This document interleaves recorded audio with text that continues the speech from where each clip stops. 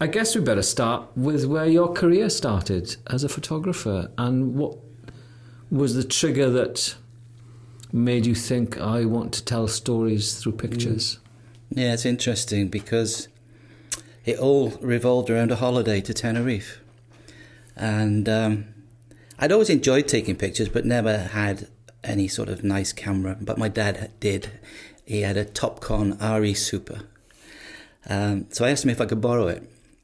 And he showed me how to use it. It was the days of Kodachrome. So I took 20 rolls of Kodachrome with me to Tenerife and enjoyed that process of taking so much. And when I got home, sent the 20 rolls off to Kodak, as you did. And then every morning was waiting for that bump on the carpet. Yeah, the little bump on the carpet. I remember the one. Yeah. And this one morning, there they were. I opened up the boxes, and out of 20 rolls of film, one picture came out. Oh, no. And that was of an aeroplane flying over at Heathrow. Everything else was basically black. So either my father told me the wrong way to use the camera, or I messed up myself. But either way... Was it the lens cap job? It wasn't a lens cap job. No, I did remember to take that off. But I did enjoy that, taking pictures. And I found myself disappearing from my mates because I'd gone with my mates, and I found myself on my own with the camera and enjoying that. So when all these things came back, and they were rubbish, but it was a good picture of the plane, to be honest. But I thought to myself, I need to learn how to do this properly. And at that time, I was a bit of a squash player, and I was playing squash in Risca Comprehensive School, which had some courts there, and saw a little sign, a little poster behind saying O-level photography at Crosskeys College, and that's where I went. And what was your age then? I was younger. It was a few years ago, but the fact was then that going to the O-level gave me a reason to take pictures, and I was learning how to get the exposure correct. And it went from there. From there, we did an A-level. We persuaded a fantastic teacher, Tony Watson, who is a big influence on both myself and Roger Tiley as well, because that's where I met Roger. But after the O-level, it became a social as well. You know, we'd do the class and down the pub, down to the Darren. And we persuaded Tony to do the A-level, which was a 2-year course, and he said, well, I said, we'll do it in one. We can only do it in one, and we all decided to do it in 1 year. So we did the A-level. And at the end of that through that process, that's when I realised this is what I want to do. And I was lucky because we had Newport. I lived in Newport. So I found out about Newport, applied. And again, I'm a firm believer of fate, and fate has played such a big part right the way through my career. Something has happened at a particular time. I've met a particular person at a particular time, and I'm thinking, how did that happen? And it's led on to other things. But just before my interview, 2 days before my interview, there was a documentary on Don McCullin. I'd never heard of him. And at the interview, on my application form, I remember putting something like, I want to show people what they want to see, but also things that they may not want to see. And David picked up on this. And he said, what do you mean about this saying? Do you know any photographers that work in this particular way? And I said, yeah, Don McCullin. I'd never heard of him before 2 days. So obviously they think that I know Don McCullin. So I'm interested in photography, and I'm interested in documentary photography. So I was one of 14. Those were the days, eh? Those were the days. Mm. Were you developing a style early on through your A-level course? Were you looking at specific sort of work, or what? Yeah, even then it was documentary type work. I was interested in people, and I remember, to go into that. It's another bit of fate, I think, because during the course I was covering the rugby games and I was looking at the fans. And to be honest, they weren't very good. And then I think it was 2 weeks before my interview, I got married. And I went to Paris on honeymoon. I didn't see much of my wife. And I took a set of pictures in Paris that got me into Newport. And what were those pictures of? It was of one of the pictures I remember, fate, was of a tramp. Now, I had never confronted a person to take their picture like this. And I didn't this time either, because I saw this guy going into bins as he was walking along the street. And I thought, I've got to get a picture of him. But I was scared. I was intimidated to point a camera at somebody. So I ran down the street and I put myself into a doorway. And as he walked past the bus station, the bus stop, I took a picture of him. And he had this hood on and he was very crouched. And of course, this was a black and white picture. I took it home. And as I'm processing the picture, I could see some writing on the door, on the bus stop. And it said, France de misère et le social injustice. Ah. I didn't see that when I took the picture. Serendipitous moment. Yeah, it was just one of those things that came up, and it got me into college. And college life and college under David Hearn? Yeah, just the best. It is. I knew you'd get onto education somehow, and you've done it early. It was the best education a photographer could have, because we were learning how to be a photographer, not a writer or anything else, which is the way things have gone. Maybe for good reason, I don't know. But every day we were out taking pictures. We were thinking of our own ideas. We had to come back, get the crit, this is rubbish, go back and take it again. And at the time Ron McCormack was there, and I didn't like him very much at that time because he was very hard. But now I love the man because I realised that if it wasn't for him and that hardness of telling you straight, this is not good enough, then you don't improve. Do you think those elements have sort of disappeared from education? To a certain extent, there is an issue of pass rates, and the other difference is when it was at Newport, it was in a college, and then it all moved into a university, and that's when it changed because it became more curriculum based and more theory based rather than photography. Whereas we were taking pictures every single day. We had one day of afternoon lectures. The rest of the week we were out taking pictures, and we wanted to be out taking pictures. Yeah. And also we were there to do one thing. We were learning how to be a documentary photographer. We weren't doing different modules, and we didn't have to pass each module to move on. We were doing one thing, and that's the only way, I think. So, but you were building up a huge portfolio of work while you were a student. Yeah, it was great. I mean, at that time, which will give you a clue, my main project was David Pearce, who was the heavyweight boxer. Oh, yes, yeah. And he was in Newport. Yeah. And I followed him and became good friends with him, and followed his training, his social, went to his fights. And it was great because my last picture was him knocking Neville Mead out for the British title. Yeah. So it just produced a lovely set of pictures for me. Do you think in that respect that we're living in an age now where it's kind of instant photography in a way? It's out, bam, bam, and move on. Whereas when you were being a student and learning your craft as a photographer, you were immersing yourself in a particular project. What benefits does that give a photographer, in your opinion? One, it makes you think.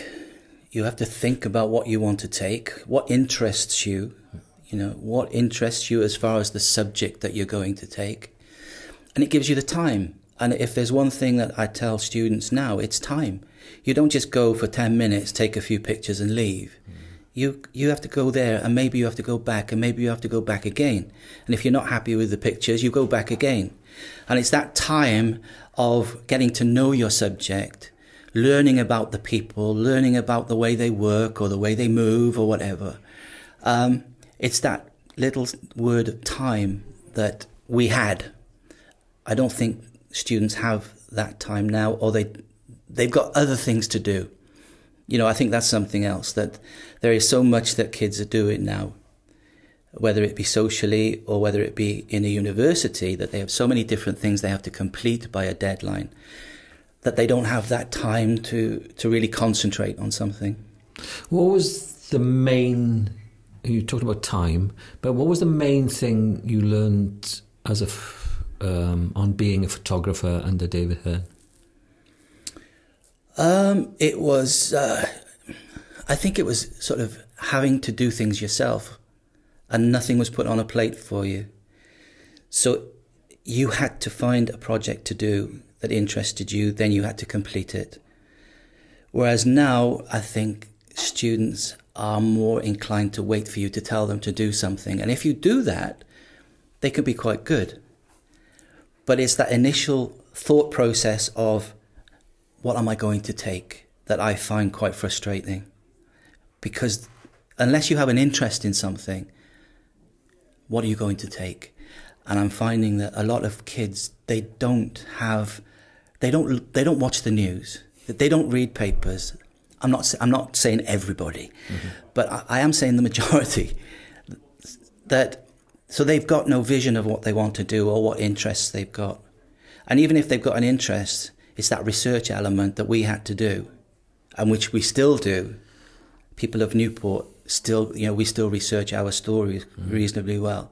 Whereas now it's an instant thing, and I think it's that instantaneous approach of everything in the modern world, if you like, that they think that they can do the same with photography. Whereas, and that's the biggest thing I think that we learned at Newport, was that research element and knowing what we want to do. Obviously, it put you in good stead for being a professional photographer. So what happened immediately after you left college? Well, it was just before I left, to be honest, because as I say, we had to find our own stories. So we would have to look at the South Wales Echo, the Western Mails, the national newspapers. And I looked in the South Wales Argus, and it was just a little paragraph about students at risk of comprehensive school going to a bowling green and being taught how to bowl by pensioners. Wow. And it was just a little paragraph. And I thought, well, that'll be a nice little news picture. So I phoned the school up and they said, yeah, you can come up. And so I did that. And it was very strange because right the way through college, we would get photographers coming in to talk about their work. And the one photographer that I was always glued to was a guy called Mark Edwards, who at that time was working for Earthscan. And then he went, I'm not sure whether he formed Panos, but he was one of the founding photographers of Panos. And he was back and forth Asia all the time in India. So I was glued every time I wanted to go to his lecture. So when I came back from doing the bowling picture, for some reason, the headmistress came up, Mrs. Beryl Jenkins, never forget her name, said, you should come up tomorrow. And I said, why? He said, because we've got a local doctor that's going to talk about his work in India. I thought, wow, I'll come. So I went up, and Dr. Theodore Griffiths, what a fantastic man. He gave his talk about a project he was doing. And at the end of it, I just said to him, Dr. Griffiths, could you tell me, does it make a difference when a photographer goes somewhere and he brings back these pictures of a particular issue or project, does it make a difference? And he said, yes, my friend, it makes a big difference. It helps a lot. What are you doing tomorrow? That's all he said to me. And he said, come back up tomorrow. I'm giving another lecture. I did explain I was a student, etc., but that was it. So the next day I was late, and there was a girl at the door waiting for me, and we went into the classroom, and there was an empty chair next to him, and he called me over and he sat me down next to him in front of the class, and I was beginning to wonder what all this was about. And he said, look, I'm a bit Mutt and Jeff in my one ear. So when they start asking me questions, just shout them out to me so that I know what they're saying. So that's what happened. So he gave his lecture. I'm shouting out the questions. And the last question was from one of the teachers. And she said, have you got any pictures or film that you could show the kids? And he said, well, it's funny you should say that, because my good friend Glenn is going to pick up some video film from me and splice it together and make a 20-minute video that we can show you in a couple of weeks' time. I'd never touched film in my life. I was lucky I had a good friend that did.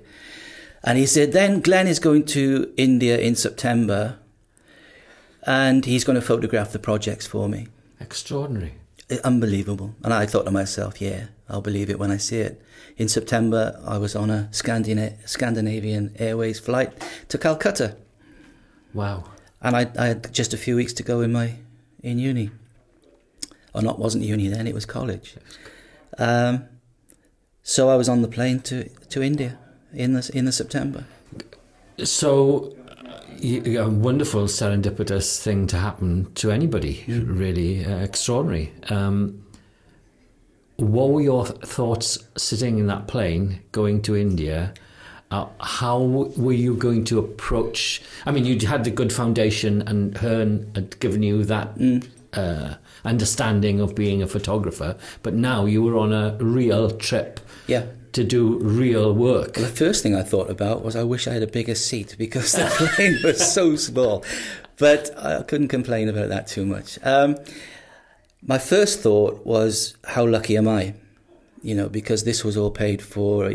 I wasn't getting paid to do it, but at that time I didn't care. I stayed with an Indian family who was sort of the project manager.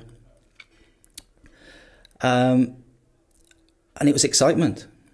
It wasn't fear or anything. It was just pure excitement. And the first thing, when I think back now, and I think the first days I'm in Calcutta and I'm walking the streets on my own, taking pictures and smelling things that I'd never envisaged, I'd never experienced before.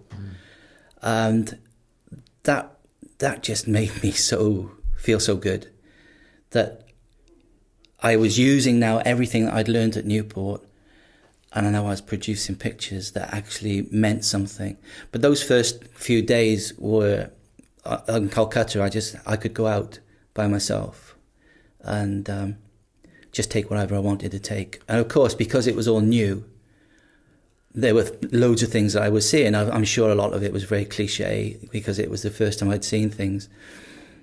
But I'm really pleased with a lot of the work that I did there. Were you developing your film while you were out there, or were you just shooting? Just shooting. Wow. So I didn't see it until I come back. How many rolls? Oh God, I don't know. I can't remember, to be honest. But it was. I took black and white for myself, and then I took slides, Kodachrome again. But thankfully these came out. Yeah, I remember those yellow boxes in my day. That's right. They were wonderful little cartons. Yes, and you'd written your name on the actual thing itself. On the envelope. That's right. Wonderful days. So that body of work, then, did that relationship that you had with that doctor and with that charity, did that expand? Did it? It did. Yeah, it did, trips? because I became treasurer of the charity, which was called Operation Self-Help. And because of the relationship that he had with Risca Comprehensive School, he decided that he should send out a party of kids and teachers to the projects the following year. So I went out again the following year with a party of kids and teachers.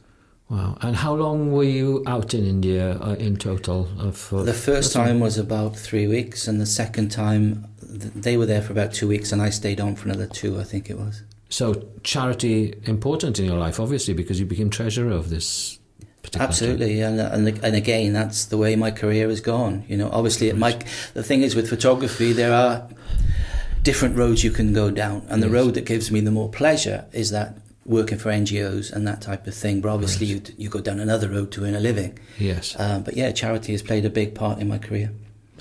Africa, a big chunk of your life.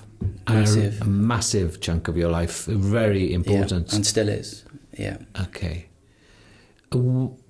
what's that special relationship you have with Oh, it's Africa? very difficult to sort of pin down. I was lucky because, I'm saying lucky, I was working for the Independent newspaper as a freelance in Wales, and I was going to say still do, but up until recently I still did.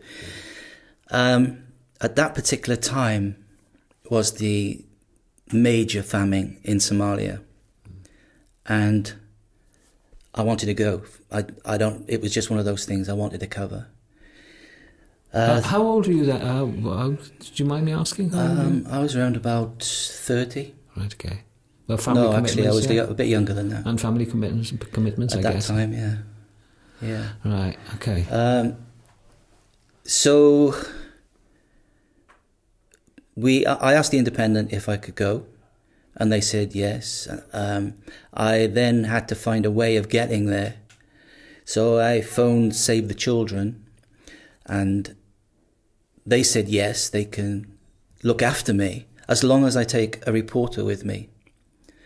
So I went back to the Independent, and they tried to get a reporter to go, but nobody would go, because at that time it was the most dangerous place in the world. Yes. As #1 in the hit parade.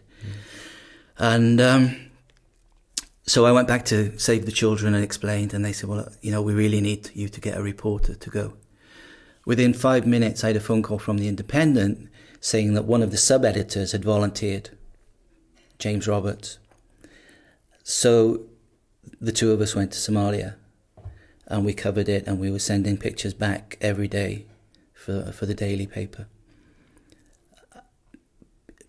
To get to Somalia, we had to stop in Kenya. We had to stop in Nairobi and then get a flight into Somalia. And I don't know why, I just fell in love with the place straight away. The people, the way of life, just everything about it, for some reason, got inside me.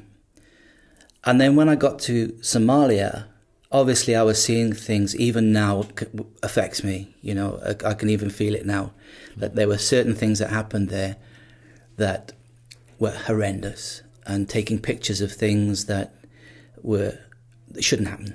It just shouldn't happen. But unfortunately it does.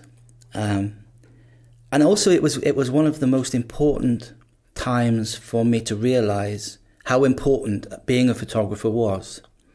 And I think I've said this on the Ffoton website about one of the most important pictures was of bodies being carried out and thrown onto the back of a lorry. And I was working with a film crew as well.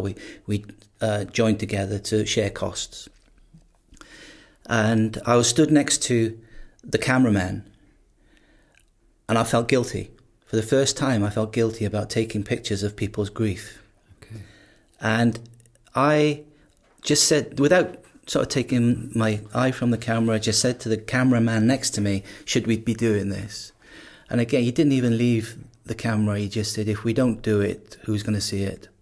And from that moment on, I've had no problem in taking pictures, as long as my reasons for taking it are justified. Yeah, where the professionalism kicks in as well, I guess, is it? I think so, yeah. Because it was strange that while I was there, I can't say it didn't affect me, because it did, but it didn't really affect me until I came back. And the film company sent me a video. And when I put that in, I bawled my eyes out, because I was seeing then on the television screen what I'd seen in real life. And while I was working, you're working. But now I'm in the comfort of my own home, watching a TV screen of this kid who's had moments to live. I just bawled my eyes out, and that's when it hit me. So was the camera?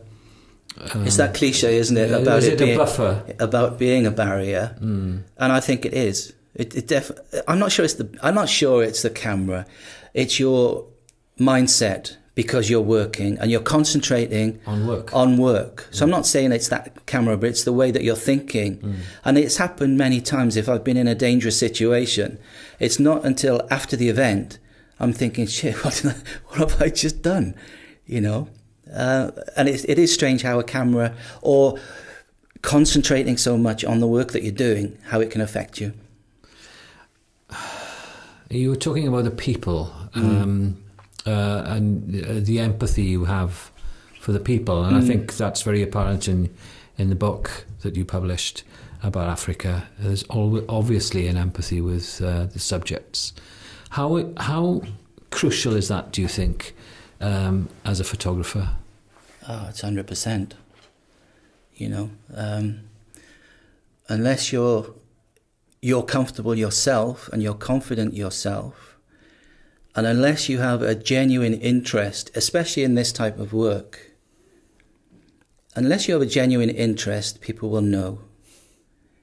And it's making that person confident in you that you're not going to do anything silly, or you're not going to do anything bad with the pictures. So I think you have to be a people person. You have to be able to communicate, even if it's not through a language. It can be through a smile, it can be through a gesture, it can be shaking a hand, yes. It can be just saying hello in their language, whatever. Yes. It's just making that connection with your subject, for me, is vital. And even in really tense situations, that smile, or sometimes you're not smiling. Yeah.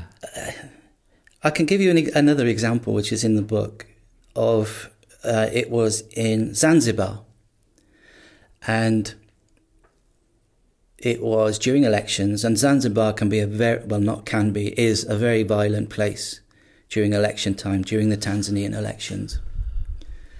I was working together with 2 Italian photographers. We stuck together.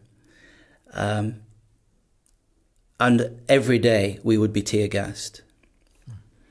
This one occasion, the canister exploded right next to me. And I was in a bit of a problem. Now, everybody carries a bottle of water. Obviously, we're carrying cameras, but everybody that's in that demonstration or riot or whatever carries water, because as soon as you put water on, it clears the tear gas. And I was in real desperate needs of some water. And the next thing I know is I've got a hand on my shoulder and I've got water being poured over my head, which cleared everything, cleared the pain. Slowly my eyes came back. And I opened my eyes and all I could see was a black chest in front of me. And I looked up, and I had tears, flying from my eyes. And this guy, who must have been about 6'6" tall, just looked down at me and he said, "Don't cry, man." And that will live with me forever, because that guy didn't have to help me, but he knew that we were there for a reason that was helping him. So he made the effort to help me, and I will never forget that. I mean, were you working with minders at all? Did you have minders? No. I was just... Oh, in Somalia we did. Right. We did, but they were like 16-year-old kids with AK-47s, so they wouldn't fill you with confidence, really. But not generally, no, I don't. This relationship with Africa is ongoing. Yeah, it's ongoing. I came back 3 weeks ago. Yeah. Where were you 3 weeks ago? I was in Kenya. Is that your favourite country? Oh, no. No. Oh, I shouldn't say it like that, really. No. It's one of my favourites. Right, okay. I was there I was working for a woman that I'd worked for previously for Computer Aid International. She's now left Computer Aid, and she's got involved in another project in a school for the hearing impaired. And she phoned me and asked me if I would go over and help. Because it's a new project, they want to produce a website. They had no pictures, so she phoned me and asked me if I would go over and do all the photography for her and help with some video as well. And it was wonderful. And this is the beauty, isn't it, with photography, that it will put you into these situations. You know, I think doing the things for the book, you know, going to Somalia, it made me realise that I'm never going to be a war photographer, because I didn't really enjoy being shot at. I went to Bosnia and had a bullet fly over my head, and I didn't enjoy it. So, and I felt that by using my photography to try to help somebody was more me. That was what I wanted to do. So yeah, she asked me to go over, and it put me into this situation of working in a school with hearing impaired kids, and we were there for 4 days, and it was wonderful because photography allowed me to do it, and it was great. You have a track record as a photographer in difficult situations and working with NGOs. So people approaching you, do they come out of the blue, or I mean, or are they obviously know your work, otherwise they wouldn't approach you, I guess. In some respects, and in some respects, it's that word fate again. Coming back from Namibia, I'm sat in the worst seat on the plane. A guy sits next to me. We start talking. What do you do? I'm a photographer. What do you do? Oh, I'm chief executive of Computer Aid International. Straight away, we made a friendship. We just got on. I've travelled all over the world with that guy now. All over Africa, South America. One, because I hope he likes my work. But also, I've built up a relationship with that particular NGO. So there is that. There is word of mouth, of course, that you can get somebody phone you up and say, do you mind doing this because you did this for somebody? But I think it's the same with any form of photography, whether it be journalistic, PR, even this. It's forming those relationships and almost becoming friends with people, and also making sure that they don't forget you. Very often I'll pop up to Hereford and pop into Concern Universal just for a coffee and say, remember me. So it is forming those relationships. It is making sure they don't forget you and reminding them that you're still around. When I went to Kenya, before I went, I phoned Computer Aid to see if they wanted anything done there while I was there. And they didn't. But I haven't done anything for Computer Aid now for probably 3 years, because that friend that I had, the chief executive, has left. So other people have gone in. Mm-hmm. So what happened was, all of a sudden, oh, you're the guy that we use all your work in the annual reports, don't we? I said, yeah, that's me. Oh, we've got something on in Ethiopia in September. I'll be in touch. So just that phone call, and I'll make another couple of phone calls before September, and I'll go up to London. When I'm in London, I'll go down and see them. So it's just that reminding people. So, but there's this wonderful thing that we're discovering with photographers, really, is that, especially pro photographers and working photographers, there's one side of your life which is the PR, the mundane, if you like, and there's the actual work that you really enjoy doing, which is, generally speaking, unpaid work. And it's just doing stuff for the love of photography. Well, I'll stop you there, because luckily, a lot of the work I do abroad is paid. Right. I get paid for it. Okay. Not all of it, and some of it I'll take on because I want to go somewhere, or I will go somewhere for somebody for 3 days, like Oxfam. You'll go in for 3 days, then you're out. It's very quick. So I will say, okay, if you don't need the pictures in a hurry, don't book my flight in 3 days' time. Book it in another 8 days. So then I can do my own work or stock or whatever, or think up some stories for myself or projects that I'm working on that I can go and look for that. Okay. Well, what advice then, because you have this huge background and body of work, what advice would you give to a young person who was thinking about, well, yeah, I want to go to Africa, I want to do this stuff. How do I go about it? Yeah, well, I come back to Newport. It's knowing what you want to do. There's no point in going to an NGO or somebody and say, I want to go to Africa. They'll say, well, why? Yeah. Oh, I want to take pictures. Yeah, why? You have to have a project that you want to do. And then if you can then sort of weed out into a project that they're doing, is very often I'll pay my own flight, but then I'll do a day for them, 2 days for them, which pays for that. So it's knowing what you want to do. And also doing it. It's very good. So many people talk about it and then they don't do it and then they regret it. So it's actually thinking about and bringing that Newport mentality back of doing rather than talking. Yes, which is a difficult hurdle to cross for lots of people. For a lot of people, yeah. This background of shooting in dangerous situations, in really emotional situations, has that made you a better photographer? Ooh, I don't know. I suppose if you think of it as the more work you do, the better you become. I suppose it obviously has, because again, I think you always improve. If you're out taking pictures, you improve every time you go out. Nobody is perfect photographer. You have to keep evolving your work and keep changing and keep improving what you do. And if you can do something better, you look at what you've done. Like I will look at my work that I've just come back with from Kenya, and I will think, well, could I have done it any better? Is there a way I could have done that better? I'm very self-critical, and I think every photographer should be. They should be self-critical, because you've never taken the perfect picture. You can always improve on it. And I always am very self-critical about my own work.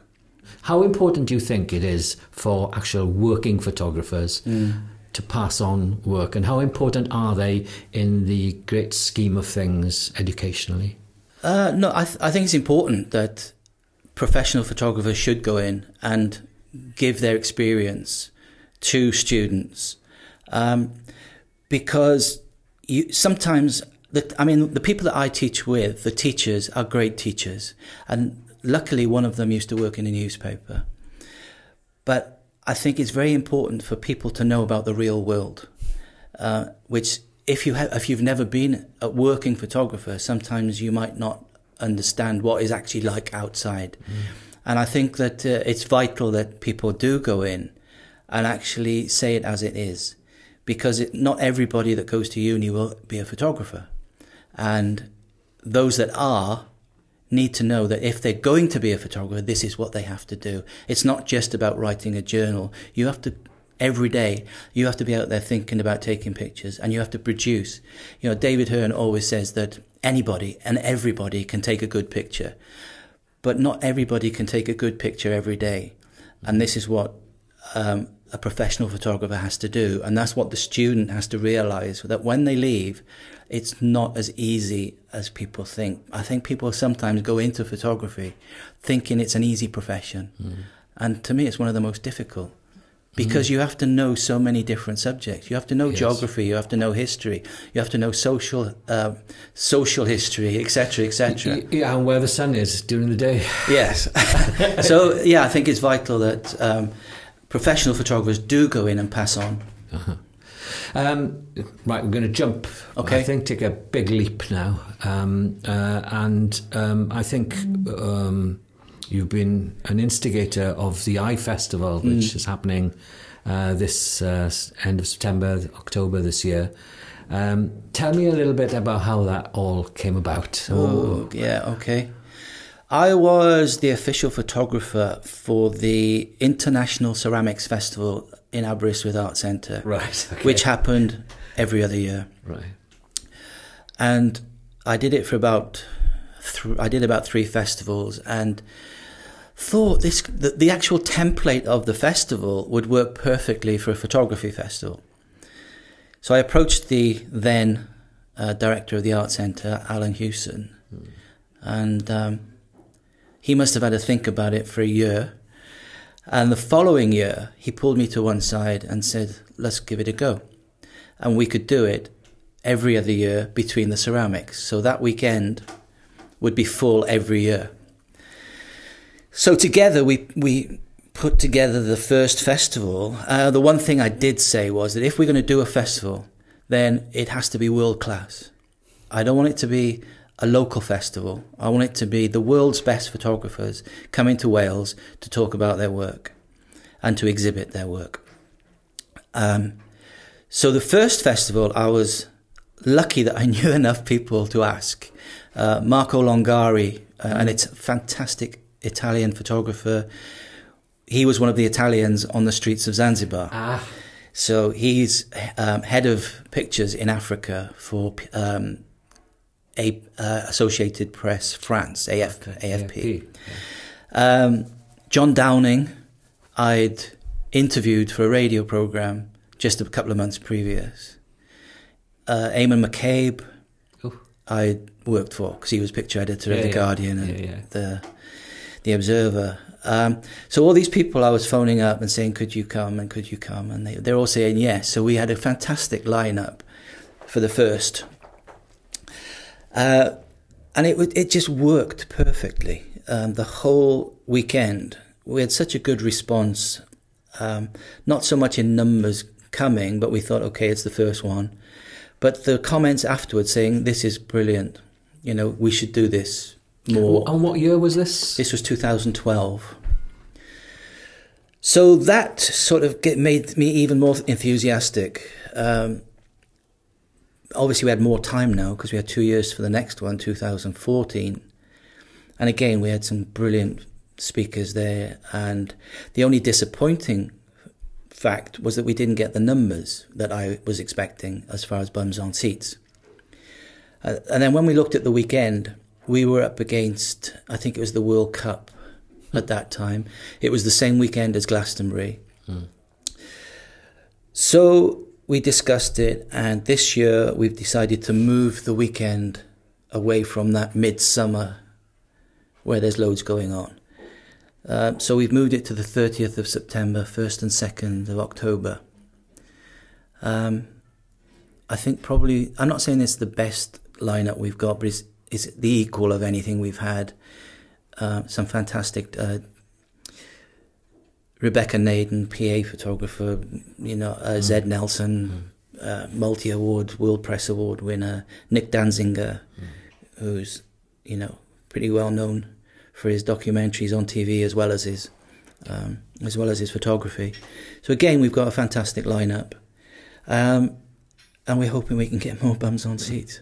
That's the thing is, unless people come and see it, it's not successful. So, do you think? I understand the correlation between the ceramics and but is Aberystwyth a problem for people? Do you think? It has been said, but then on the first festival, we were talking to the people at Panos, and they were saying, that all the most successful festivals are in quirky little towns. Indeed they are. In France. In France. Yeah. So, and if people are going to travel to France, why can't they travel to Aberystwyth? Yeah. And as long as we keep pushing the standard and keeping that high standard up, I think people will suddenly realise what we've got on our doorstep, or maybe up a few steps. But I think people will start to come, I hope. Yeah. Running a festival is a sweaty business, I would imagine. I'm lucky because we're doing it in Aberystwyth Art Centre.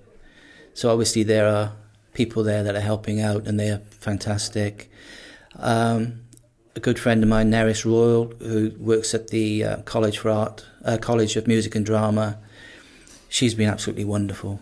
She's been a godsend as well. So it's not just me. There's a team of people that are putting this together. I find the photographers and sort that side out. Other people like Nerys will do the social media. Other people in Aberystwyth will sort out the rooms and the transport and that. So it's a big team effort, really. What sort of legacy do you think a festival that leaves on a town or a country like Wales? Well, sometimes I think we can be a little bit insular in Wales, and to bring a festival like this, where we are bringing people from America, from Europe, from Africa, that people can actually come and meet and see their work and inspire. That's the thing. We've got colleges here in Cardiff. Really speaking, all those students should be up in Aberystwyth in September. Fingers crossed, a lot of them will be, but I think that's the thing, is that legacy is to inspire people and have that standard of event and that standard of photography coming to Wales. And Wales, strange old place, Wales. It's wonderful. But it is wonderful, yes. It has its quirks. From a gallery point of view, Do you think there are enough galleries showing work in Wales, photographic work in Wales?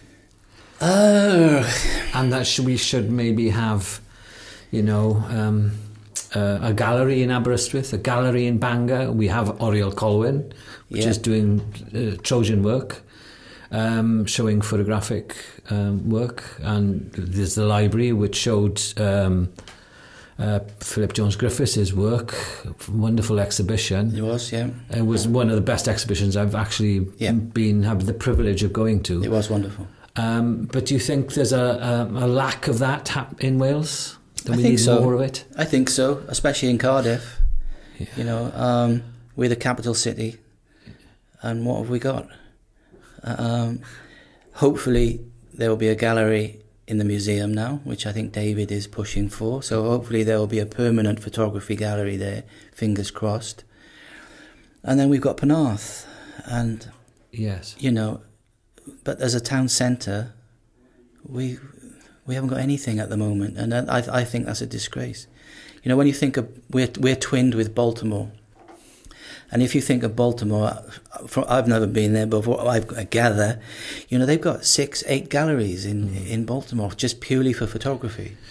So do you think there needs, I mean, pop-up galleries are kind of in vogue these days, but we need something more substantial? Absolutely. Pop-up galleries are great, and it will put people's work on a wall for a limited time. But you need somewhere where people know there's going to be an exhibition and look for it or be told about it. Very often there are exhibitions in Cardiff now that I have no idea about, you know. And also an exhibition that is showing work that people can relate to. Yeah. I find that there is a fashion now of photography that I just don't understand. The conceptual nature of... Yeah, and who do we take pictures for? I mean, as far as I'm concerned, I'm taking pictures for Joe Blogs. I couldn't care less what another photographer thinks of my work. If they like it, great. But if they don't like it, I don't care. But if I can get a reaction from somebody in the street that can go and look at it and learn something from it, and I can raise awareness of a problem or make people smile or make people cry, whichever, that's why I take pictures. I don't take pictures for highbrow. I take pictures for people and I want people to understand what I take. Yeah, so there's this differentiation between fine art. People call things fine art photography, and I always find that a difficult concept because it's just photography for me. Do you differentiate like that? Or? It is just photography, yes. Same as wedding photography is just wedding photography is photography. Yeah. But I think you have to differentiate as far as the understanding of what you're looking at. Yeah. And what I really hate is when I have to read an A4 piece of paper to try to understand what I'm looking at. And then I still don't understand it. And I'm thinking then, why did that photographer take it? What is his purpose of taking something that nobody understands or very few? And then other people will come and say how wonderful it is. So there must be a market for it, and there are people that enjoy looking at that type of work. But the vast majority of us have no idea what it's about. Yeah, I mean, to me, photography is about storytelling, and you know, you're a prime example of a storyteller. Well, that's what it's all about: is to tell a story. That's exactly what it's about. That is the most important thing. So if I'm looking at something and nothing is coming back at me, I feel quite cold. Now, that's me. That's my point of view. Yeah. There is somebody who could be next to me looking at the same picture and saying how fantastic it is. You know, we all look at things in different ways. That's just my opinion. But I would prefer... I'll give you an example. I can remember going to an exhibition. I had a small exhibition in the Assembly. And it was a picture taken in Sierra Leone of a young guy who'd stepped on a mine, lost it at the bottom of his leg. Oh, it's wonderful. It's in there. Yeah. And he's leaning on the wall and he's looking at kids playing. And I'm very much a people watcher. And so I was there and I was watching people walking around looking at the pictures. And I saw one guy stand in front of this picture and all he did was shake his head. And that meant so much to me because it connected to him. There was an emotion from the picture and it said something to him. Yeah. So that meant so much to me that had happened. If I'm looking at a picture and it doesn't give me anything and I just walk away and it doesn't leave anything with me, that's when I start to wonder why. I'm going to jump back a little bit. Okay. David Hearn, I guess, has seen your work. What does David think about your work now? I think he's more impressed about the Eye Festival. To me, I don't think he's seen a great deal, to be honest. Okay. I mean, he's seen the book, and he's seen I've done a few books now, and he's seen a couple of those. But we generally, if I see him quite regularly, and we have a coffee, and generally speaking, we're talking about the festival and who's coming, what do you want me to do, blah blah blah blah. And to be honest, we talk about things as we've just been talking about sort of the fashion of documentary photography now. And yes. I mean, 10 years ago, photography was pretty different, but rights issues and the way of photography is used these days is completely changed. What's your reaction and what's your feeling about that? I don't think there's not a great deal that we can do about it because it's the way of the world now. I know, as you're saying, 10 years ago, you might do a job for a company or something like that, and then it would be one use. They would use it once, and if they wanted to use it again, they would come back and you would charge them. Yes. Now you do a job for somebody, and then that picture will just go everywhere. So you haven't got the control of your images that you had previously. As far as personal work, I think that is slightly different, whereby you have to take a tighter grip on the work that you do, because that is your library, it is your pension. So you have to be a bit more strict. So if I saw a picture from Africa, for instance, that they'd taken from a website, then I would make sure I'd build them.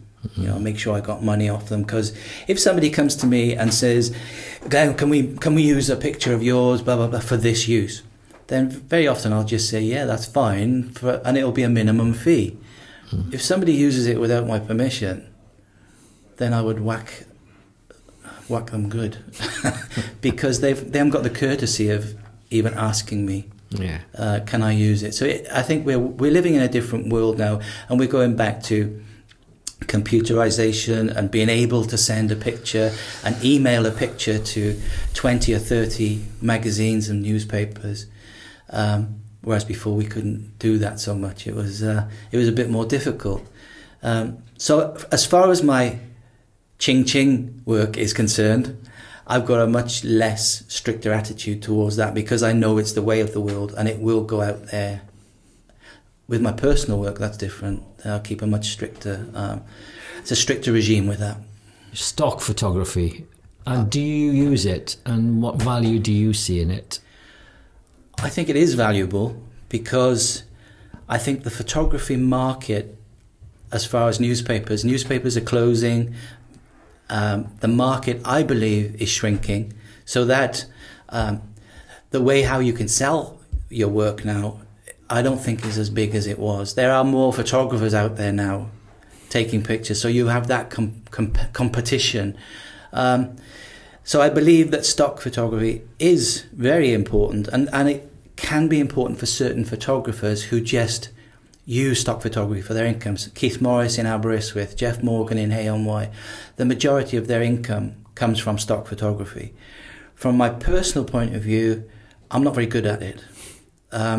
When I've done a job, I tend to do it and leave it, and I should be doing more with it. But I want to do more. I've got loads and loads of Africa pictures, as you can imagine, that are sitting there. So to put them onto a website, Alamy, I think for me and for other photographers is important, because it could stay there for 2 or 3 years without anybody buying it. But at one stage, somebody on the other side of the world might need that particular picture for a particular story, and you've made your sale. So I think it is worth it.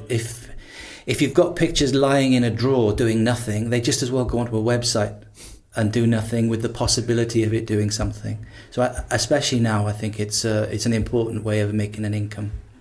The web is a great place, you know, and I like delving into the web and finding photographers at Bird magazine and all these, you know, it's amazing work being done all over the world. And do you think that's the place where photographers really should be showing their work now rather than in book form? Well, I think personally, I'm from a generation that loves to hold a book and turn a page and have that excitement of seeing what is on the next page. But I think we're living in a world now of computers and social media, and everything is online. And if you talk to teenagers, 20-year-olds now, that is the way it is. And that is where they go to look at their work, because that also saves them from buying a book. You know, it's cheaper. And as you say, the world is full of images, especially online, that they don't need to buy books now because it's all there. And I'm not saying that's a good thing or a bad thing. I think it's a good thing in the fact that they're looking at pictures and they're learning from them. But from a personal point of view, I still like to open the cover. Have you a mind to have a Glenn Edwards retrospective? I would love to, yeah. Because we went out the other day, there's a couple of us, Nick Trahan and a few others of us, and all photographers. So it's, you know, like the whinge of photographers. And we were all talking about, you know, what have we done? And when I look back over my career and the events that I've been able to cover, you know, from Diana's funeral to Scott Gibbs' try at Wembley to travelling all over the world simply because of that black box with a bit of glass on it. And looking back, I would love to just drag out those pictures, yeah, and put them all together. But Africa Against All Odds, seminal book, self-published. How important was it to you? It's been incredibly important because it's a book that has put me in situations that I wouldn't have thought about, wouldn't have dreamed about. It's opened doors for me.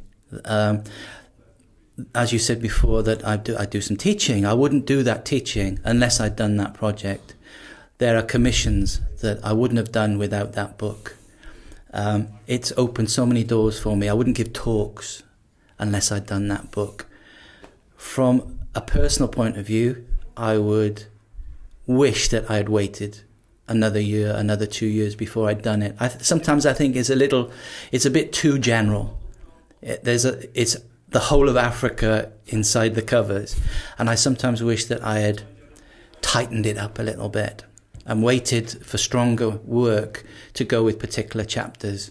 But the essence of Africa is in between the covers of that book. Huh? I'm proud of it, and the one thing I am proud of is if I show African friends, they will say, "Oh, this is home," and I like that. But sometimes I think it's a bit too general. But having said that, I wouldn't be here now unless I'd done that book. And we look forward to the retrospective. You'll be first on the list. Thank you, Glenn. Thanks a lot.